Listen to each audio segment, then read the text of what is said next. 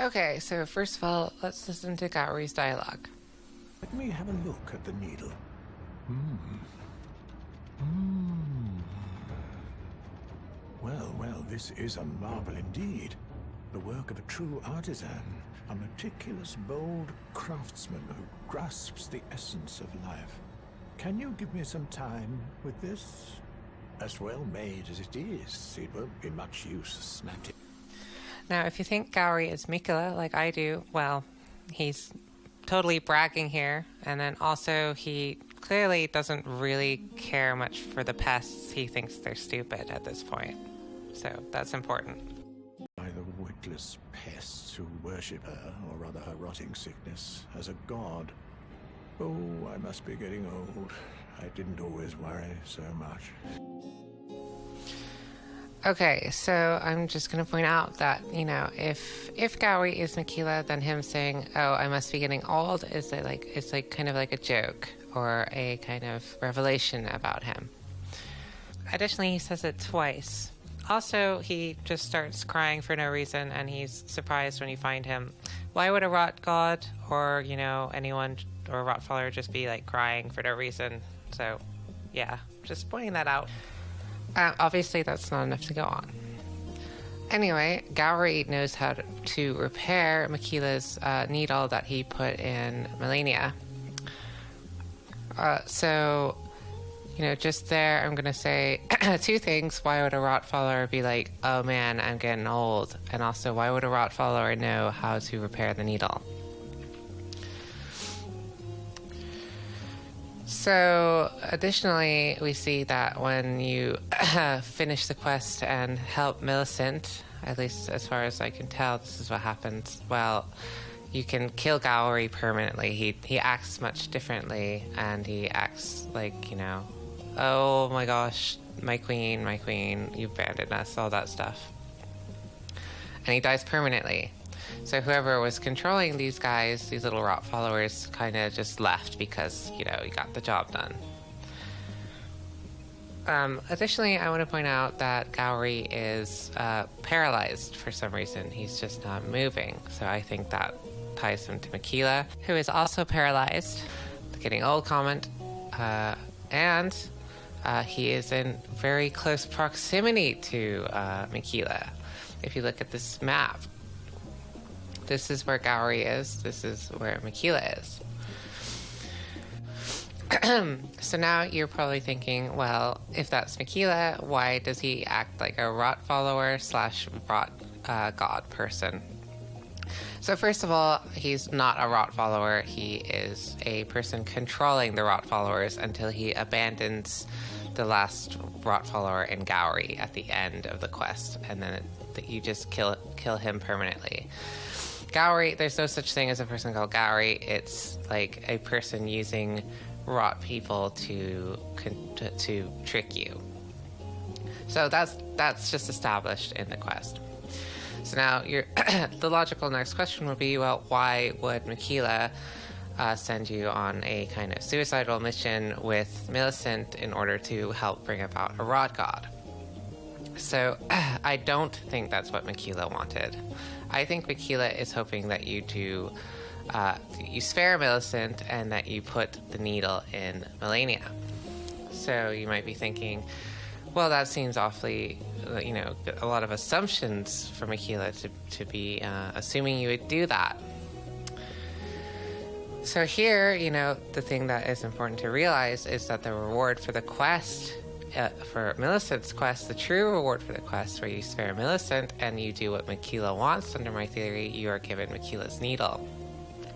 Now, Miquella's needle looks like this.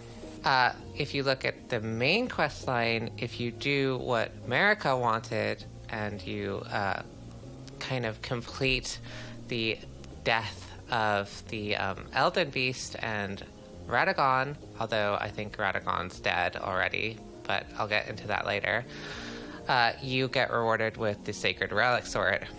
The Sacred Relic Sword and Miquella's needle look very similar. So what else is similar between the main quest and Millicent's quest, or I prefer to think of it as Miquella's quest? Well, we have a hooded figure who is guiding us. both of these hooded figures, I think, are lying to the player. And now, why are they lying to the player? Because they're both under threat of being detected by the Greater Will or the Formless Mother. Neither Gowry or Melina tell you what they really want you to do. So you see what I'm getting at with that. Now you might be saying, what is there to suggest that Gowry/Miquella is under threat from the Formless Mother? So, look at Gowry, look at him in his little hut. What do you notice is off about this situation? Well, there's a giant dog outside. Why would there be a giant dog outside of a hut? Well, because the way that these kind of greater wills, and I think the Formless Mother too, keeps tabs on people is by having dogs sit next to them. It's just something that they do. They put a dog on you to make sure that you do what they want.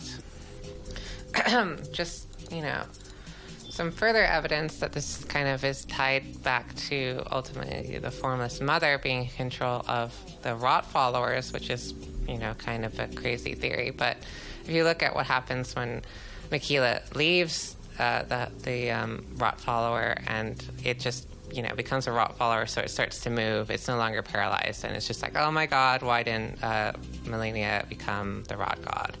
Well, when you kill that thing, it drops Flock's canvas talisman, and the description says, the figures represent the flock at prayer, their firm belief in the intangible, inspiring even the solitary founder of the religion.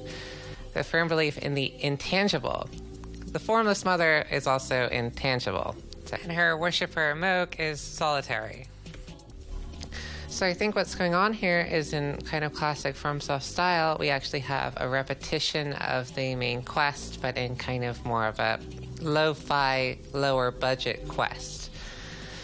So I think you can probably tell what I'm saying here is that the main quest is the same as Millicent's quest, in the sense that we have a hooded figure who is guiding us, who is lying to us about who they are, and ultimately we need to kind of subvert the greater will and subvert the dog as well that's been put to keep tabs on Marika. So obviously, what I think is that Melina is Marika from this. And then once you think of Melina as Marika, well, actually, Millicent's quest makes a lot more sense because it's clearly a repetition of the main story. So apart from this quest, is there anything to indicate that we should be looking at parallels between Miquella and Marika's quests, as I like to think of them? Well, when you ask Gideon about the cocoon after you kill Moog, he gives you the law of causality. So the law of regression is what allowed us to see that Radagon is Marika, which is important, but the law of causality, what does that tell us?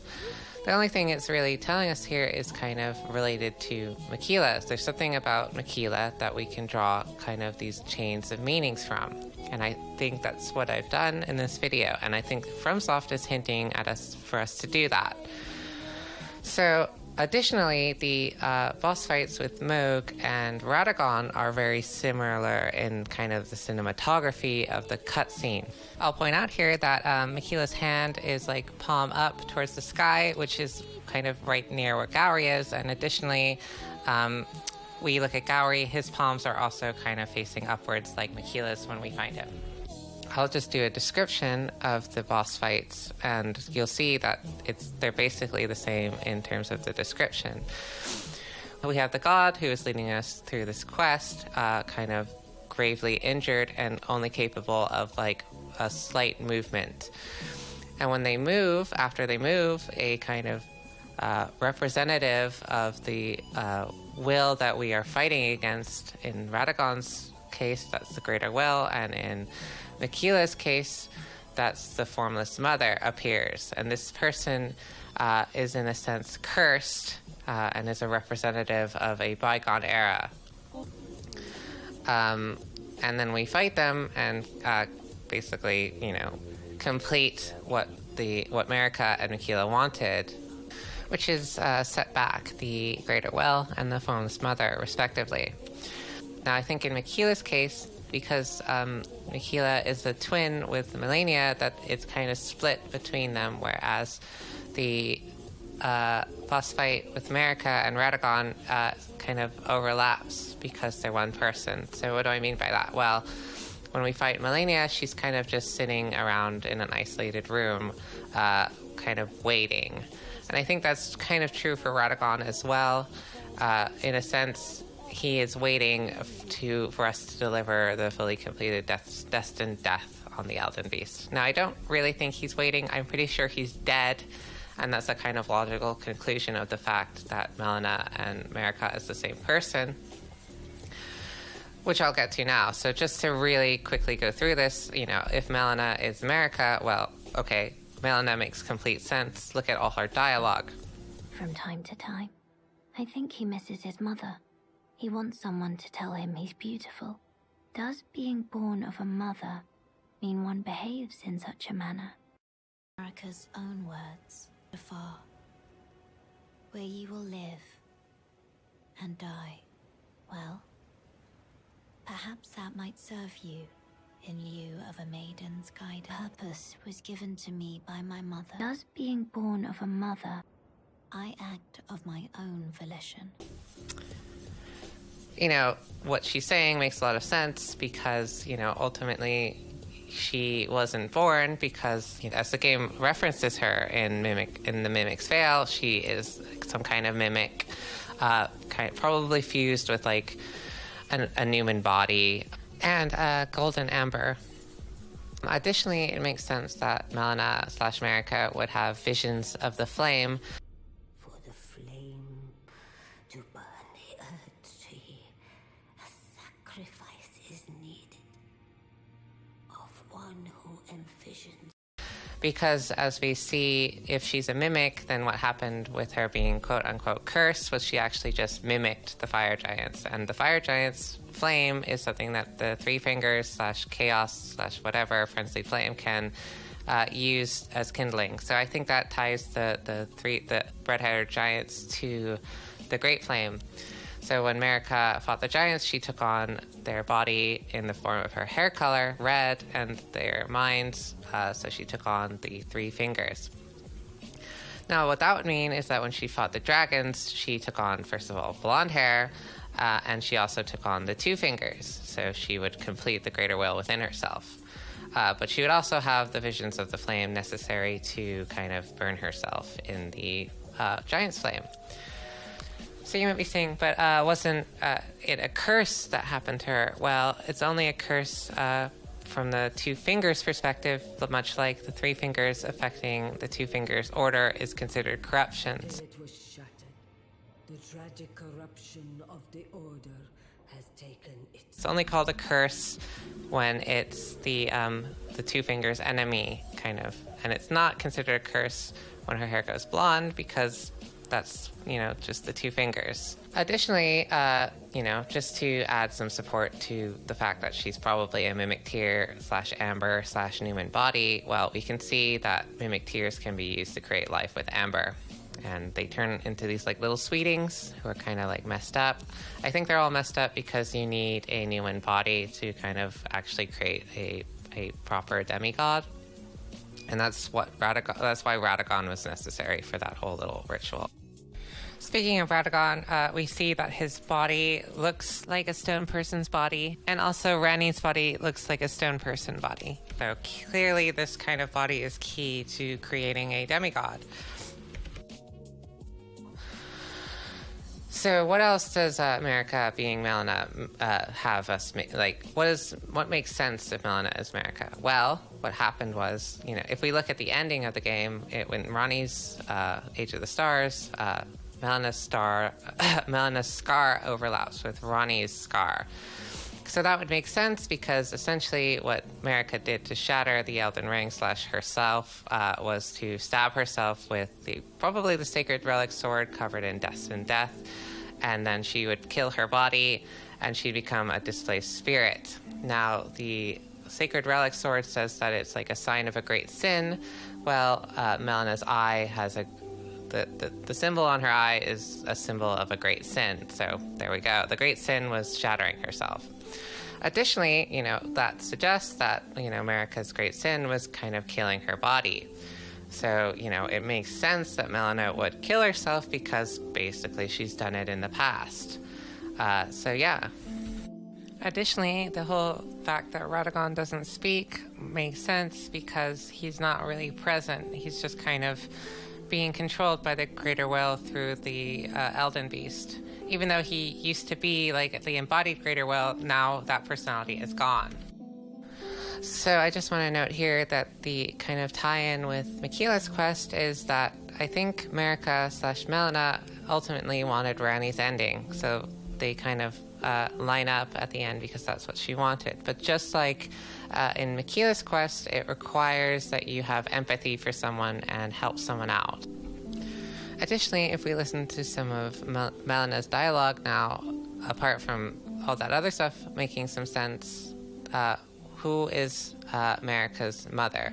She obviously isn't born of a mother, but who is the mother she's referring to? This was given to me by my mother, but now I act of my own volition, and the accord is fulfilled. It takes me back. I was born at the foot of the Erd Tree, where Mother gave me my purpose.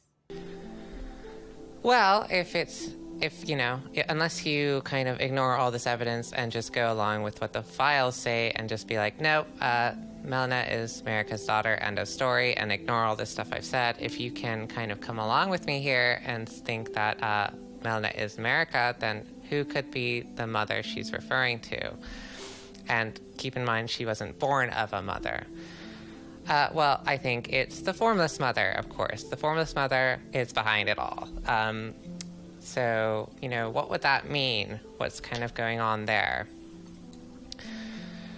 So, just to kind of say what I think was indicated here by Marika's birth is that she was born at the foot of the Erd Tree because that's where the ancient amber sap coagulates, and they needed that in order to create Marika.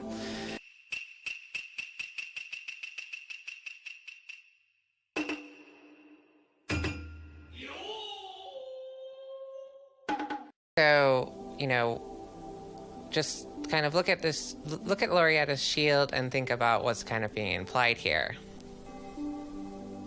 It's some kind of amber growing out of a mimic tear-looking object.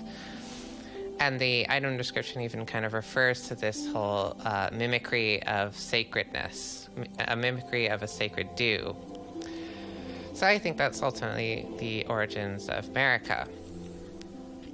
So now you might be saying, well, why would the Formless Mother create Marika? Well, I think this ties the Formless Mother back to the Eternal Cities.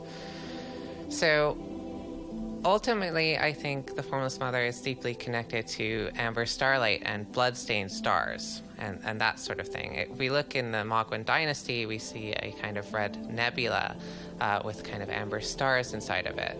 And if you go back to Celavis's quest, he wants you to go fetch some amber starlight so that he can use it in a potion to control Ranni. So amber starlight can be used to control people. He also says that amber starlight was the fate of a demigod. Now, I think it's ambiguous, but that the fate could only be between Melina, Miquella, and Radahn. Speaking of Radahn, I just wanted to point out that, his mind's taken by rot, and he also holds back the stars, which is something that the Eternal City people want. So this connects the Formless Mother to the Eternal City through the same desire. But in any of those cases, ultimately Amber Starlight is tied deeply back to rot because all those characters are associated to rot in one way or the other. So, amber and redness and scarlet, I think it all ties back to the most deep red, which is this bloodstained star. If we look at this kind of weapon which references the bloodstained star, it also is something which can steal life back. And Melina is capable of stealing life back. So that's not a super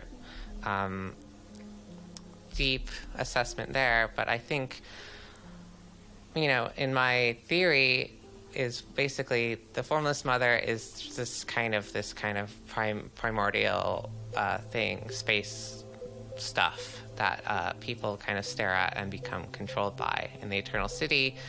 And then they kind of hatch this kind of plan to overrun the Greater Will. Alternatively, in their striving towards bringing about the Age of the Stars, or essentially the moon, they kind of involved the Formless Mother through this kind of amber stuff, / the Bloodstained Star, and that led to their downfall.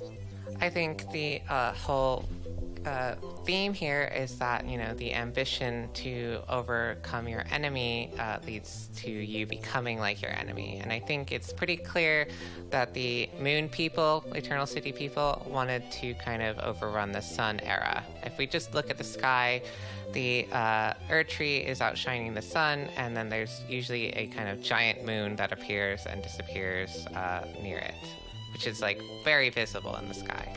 All this comes back to the inspiration for the red-haired giants, which is an old Paiute oral story about cannibalistic red giants who the Paiute people defeated, and when they defeated these cannibalistic giants, they took on their red hair. It's like, the idea here is that by becoming the dominant people, you, in a sense, take on aspects of them.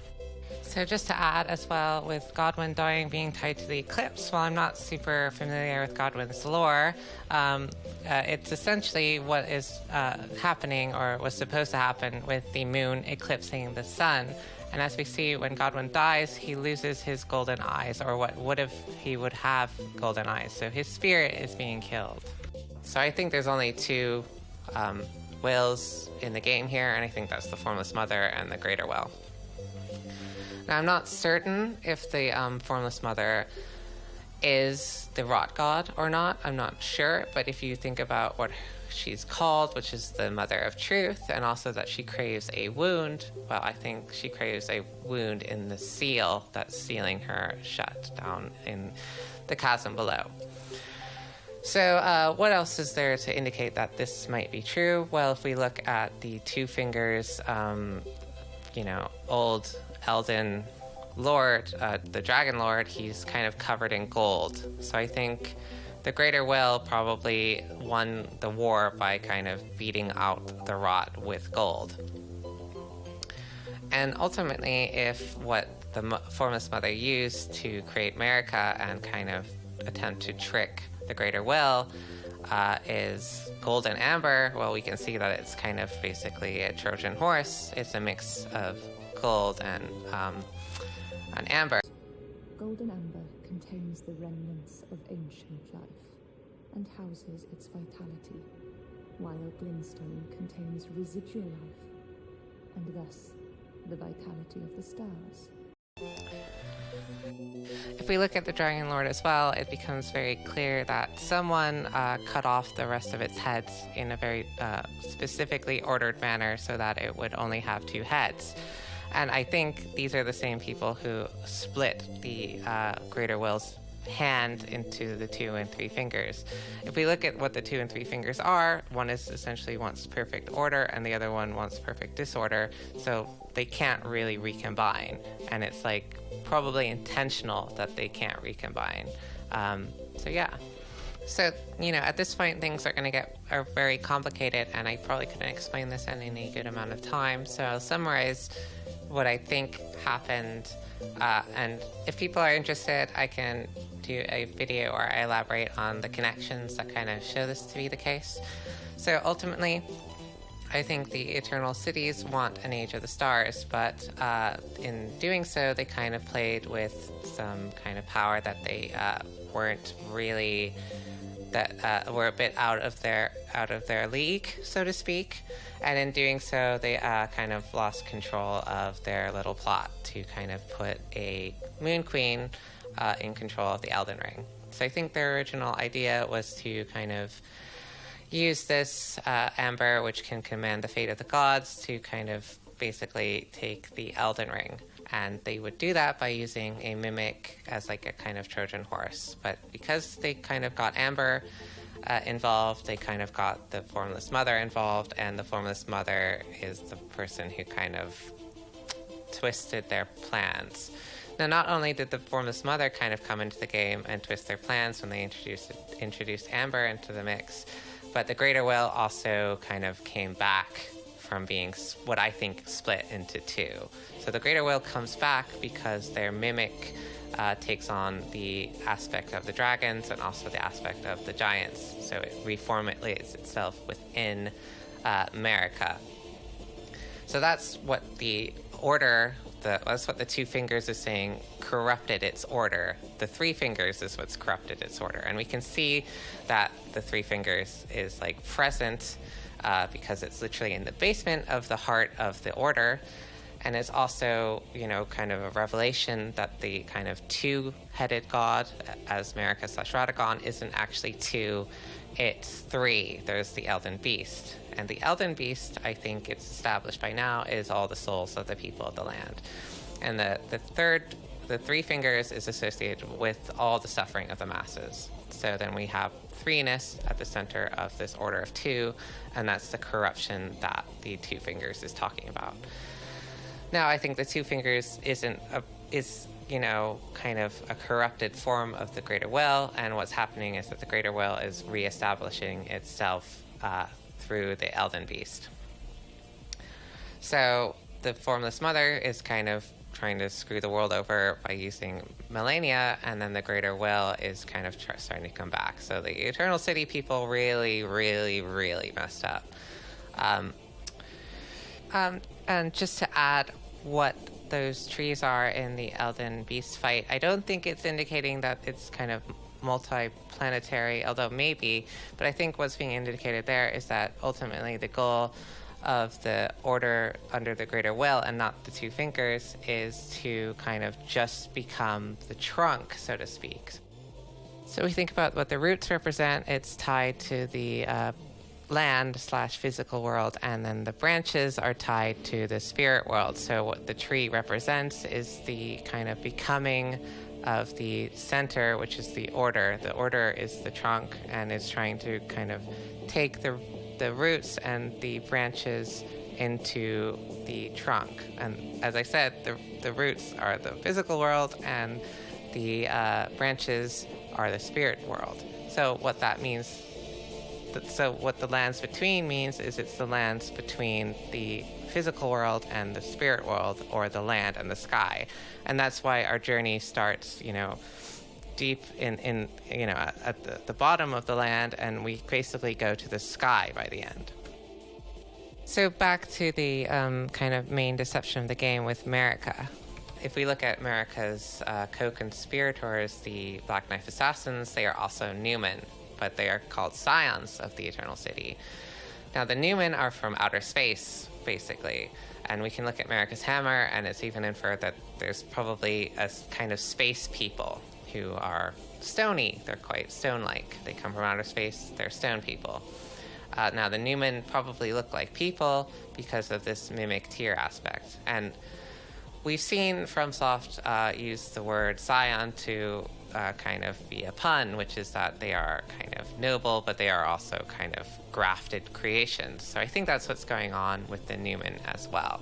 Also, under all this light, the Knight of Black Knives makes a lot more sense because the Numen basically wanted to kill off Godwyn so that the Greater Will couldn't either put Godwyn on the throne or, I think, use Godwyn and Ranni to merge them together in some kind of weird, fucked up, incestuous God-creating ritual so that he would have control over the sky through Ranni and kind of control over the land through Godwyn.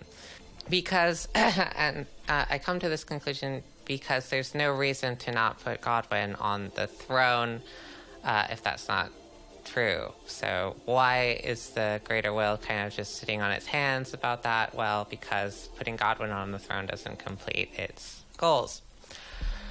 So additionally, what makes sense is that if Marika and Ronnie kind of work together to kind of make sure that Godwin's spirit only was killed and Ronnie's body was what was killed, because with inheritance, we see that what happens with children is they inherit their father's body and their mother's mind, in a sense. So what she would be doing there is just more or less an extension of her suicide/shattering by kind of killing off what in Godwin came from her, and also killing off what came from her in Ronnie's body. Additionally, it makes sense that Godwin wouldn't go along with this plan because, as we see, he is aligned to the two fingers via the dragons. So I think either Godwin inherited the mimic ability to copy the spirit of others, so he copied the dragons, or he inherited this kind of allegiance to the order/two fingers from his mother. So yeah, I think it's probably the latter, because as we see with Radon, Radagon's body, which copied the giants, comes through in him, so he's a giant. So Godwin probably inherited the kind of dragon / greater will connection.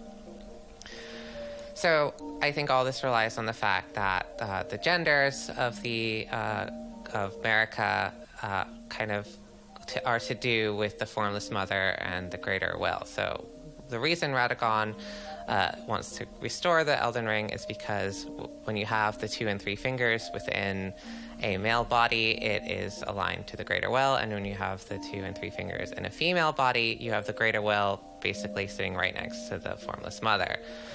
Now that would make a lot of sense because FromSoft loved this idea of, okay, you have the 2 separate binaries. When they become merged, you have the true God, such as in the end of Bloodborne, when you have the kind of blood and the insight together, neither one kind of overcoming the other. You have this kind of true balance restored. So I think Marika essentially restored the balance, and she became the greater will / formless mother.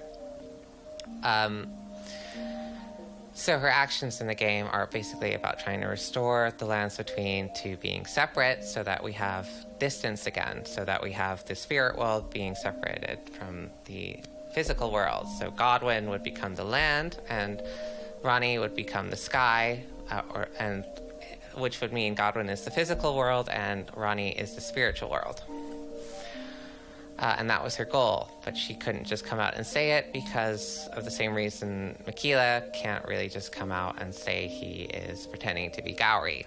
Additionally, in either case, it serves as an empathy test to kind of make sure that you're ready to kind of lead yourself in a way. So it makes sense that it's open-ended in either case, that the tarnished will help the god.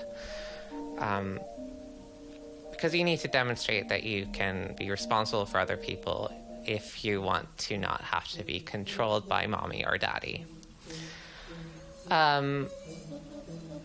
So yeah, it's basically Evangelion if you think about it like that, because what happened was, in someone's plot to use kind of the power of perfect form, they kind of create a artificial mother, and that artificial mother is a merging of knowledge and perfect form, and she decides to let humanity decide what to do with themselves, and hopefully they choose to basically leave the womb, so to speak, and not need a parent or parental figure to kind of be with them constantly. I think that's what Evangelion's about, but yeah. So the whole point is to kind of basically resist the hedgehog's dilemma, solution being to be super close to everyone. So both Elden Ring and Evangelion is about, the distance required from when you leave the womb and become an individual. Additionally, I want to make a little note that if Melina is Marika, then this game is basically Evergrace 3. So it's basically Evergrace redo, but with George R.R. Martin. So that's where all that kind of Game of Thrones divine incest kind of comes from. I might do like a separate video showing all the parallels between Evergrace and Elden Ring if there's interest for that, because the parallels are pretty obvious. just to summarize Evergrace, it's basically a mother causes a shattering event and becomes a dislocated consciousness in the form of like a yellow spirit, which guides you to the final boss. She also like lies to you about why she's doing it, and basically is a deceptive mother who chooses to save humanity instead of her children. So yeah. Just to note before I kind of close things out, just kind of want to talk about the Omen children a bit. It isn't any surprise then that when Marika, who has like this kind of formless mother stuff inside of her, kind of has children with the land of the world through Hora, her children can turn out to be kind of like Omen. And their omens, visually the Omen kind of look like roots. So I think, and also Moog finds himself attached to the formless mother. So I think what's kind of being suggested here visually is that the roots of the tree are the formless mother, and also that the kind of land, I suppose, that the formless mother wants to have is kind of very much brambly, like the Omen. But yeah, also just to point out, I think the game is suggesting that the only male heir of Marika and Hora is Godwyn. If you look at the Great Runes, they are all gendered. Women tend to have a kind of line on the left, and men have a line on the right. So what I think is going on there is that it's indicating that, first of all, also look at the Fell Curse mark. It's a curse on childbirth, so it primarily kind of affects the left side. So I think what's kind of going on there is that Morgott and Moog are kind of not necessarily genderless, they're just kind of sexless. They can't really reproduce. At least I don't think so. So if that's kind of what's being inferred there, that would make Godwyn the only male heir and Ronnie the only female heir of Renala's kids. So I think this is kind of starting to point to some kind of divine incest/fusion. That is what the Order wants to accomplish to re-establish its power.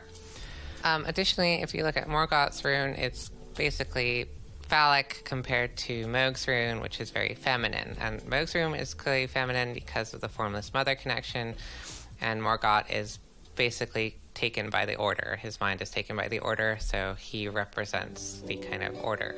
So at the baseline of this game, I think, is the fact that there's only two wills, and it's basically mommy or daddy will. Which is crazy, but yeah, I think it makes sense to me. Also, if you line up all the runes so that they're overlapping, the line down the middle, I think, is essentially the sacred relic sword, kind of the destined death, which split Marika and Radagon. I think it killed Radagon, essentially. So her actions in the game are basically about trying to restore the lands between to being separate so that we have distance again, so that we have the spirit world being separated from the physical world. So Godwyn would become the land, and Ronnie would become the sky, which would mean Godwyn is the physical world and Ronnie is the spiritual world. And that was her goal, but she couldn't just come out and say it because of the same reason Miquella can't really just come out and say he is pretending to be Gowry. Additionally, in either case, it serves as an empathy test to kind of make sure that you're ready to kind of lead yourself in a way, so it makes sense that it's open-ended in either case, that the Tarnished will help the god. Because you need to demonstrate that you can be responsible for other people if you want to not have to be controlled by mommy or daddy. So yeah, it's basically Evangelion if you think about it like that, because what happened was, in someone's plot to use kind of the power of perfect form, they kind of create a artificial mother, and that artificial mother is a merging of knowledge and perfect form, and she decides to let humanity decide what to do with themselves, and hopefully they choose to basically leave the womb, so to speak, and not need a parent or parental figure to kind of be with them constantly. I think that's what Evangelion's about. But yeah. So Elden Ring is also like Shin Godzilla in this light, because essentially the challenge to the player is also to do with leadership. So I think Shin Godzilla is about, you know, a person committing suicide and creating Godzilla, and essentially challenging Japan to kind of be without Daddy America. So yeah. I just want to say that under light of all my ideas here, that the twins, Miquella and Melina, make complete sense if you think about it. So what's happened with them is essentially the formless mother is in the form of Melina's curse, and Miquella is a kind of combination of the greater will and the formless mother, hence his kind of mixed gender status, and also his desire to kind of screw over the greater will and the formless mother. Just to add, I'm not entirely sure if the formless mother is like controlling rot or if she is using rot.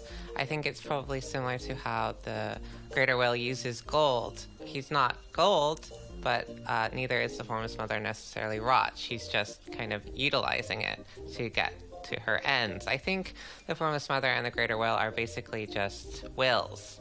They don't really have any kind of body necessarily, but I'm not entirely sure on that. Either way, the formless mother likes to use rot and the greater will likes to use gold. I think the Order's dislike of fire probably ties back to their dislike of the formless mother, rather than just not liking fire because it burns trees. That's a bit silly. They both also like to use dogs to control their people. And this goes further to show that Radagon clearly is more of the greater will, because he's quite a fan of dogs. And that's because he's just basically the greater will. So yeah.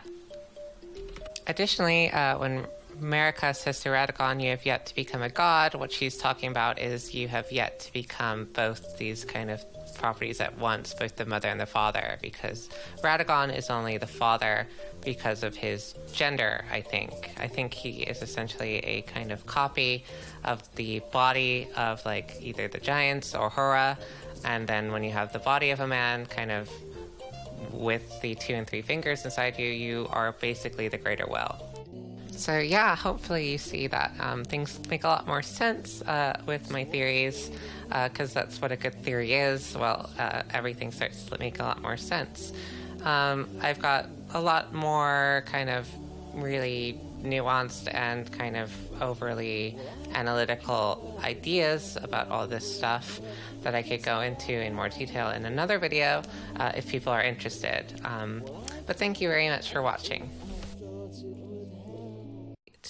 I just wanted to have a little end note to say, you know, for people who disagree, well, you're free to disagree, but I want you to think about this game. You know, this is a FromSoft game, and it's a game about deception.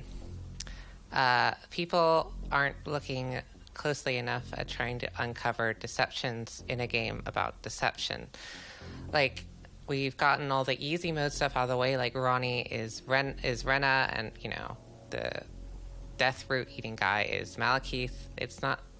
That's deception on easy mode in this game. What's the hard mode deception? So yeah, just a little end note there.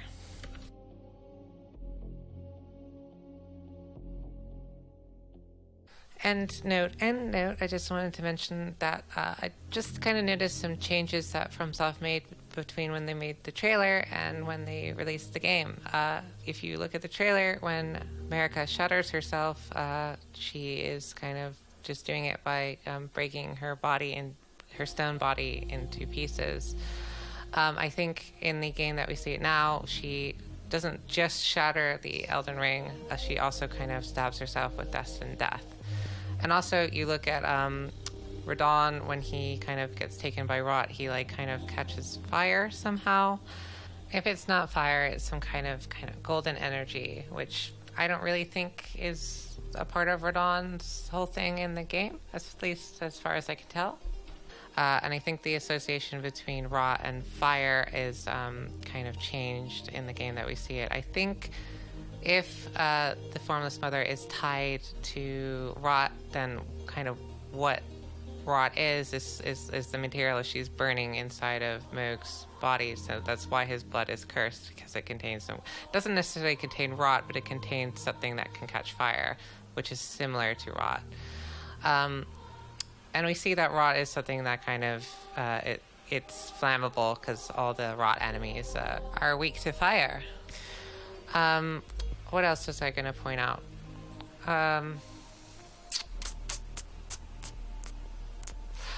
Just to point out that, you know, the ending fight with the Elden Beast is much like the fight with Orphan, and also like the fight with Trandon in Evergrace. In a sense, we're kind of putting down the spirits of the people who have suffered, which is like classic FromSoft stuff. And it's like, well, we're putting them down, not just like, we're putting down some people who got caught up in this power play, in a sense. And they take, in Orphan and the Elden Beast case, they kind of take what was used against them and kind of use it as a weapon to fight you with.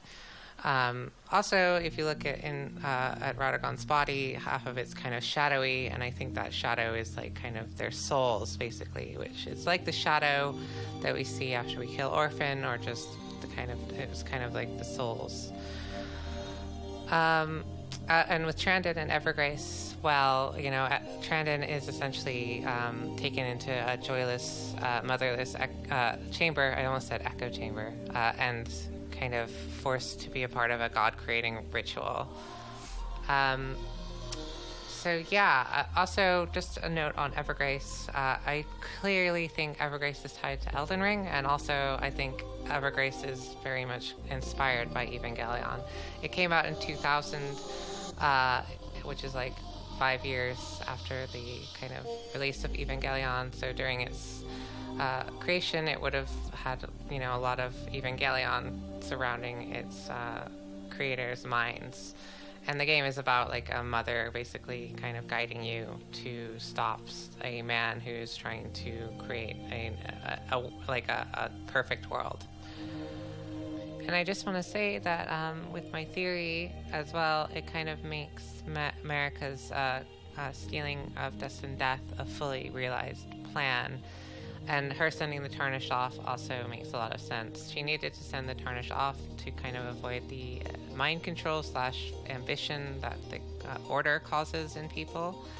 And she also needed them to kind of be able to die over and over again so she could take on the Elden Beast, so they could take on the Elden Beast, and also so that she could kill herself or her body, and that her daughter Ranni could kill her body, and that Godwin's body mind could be killed.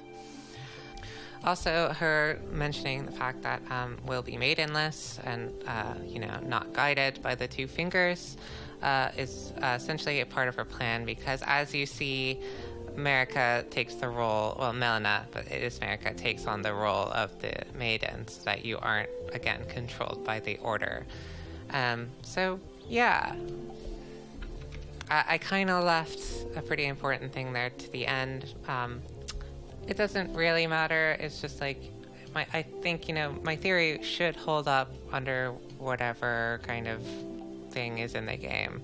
It doesn't hold up when you start to think about like file names and stuff like that, and cut content. But I don't really think when we're looking at a piece of art, we should be digging around in the files. I mean, I'm an artist myself.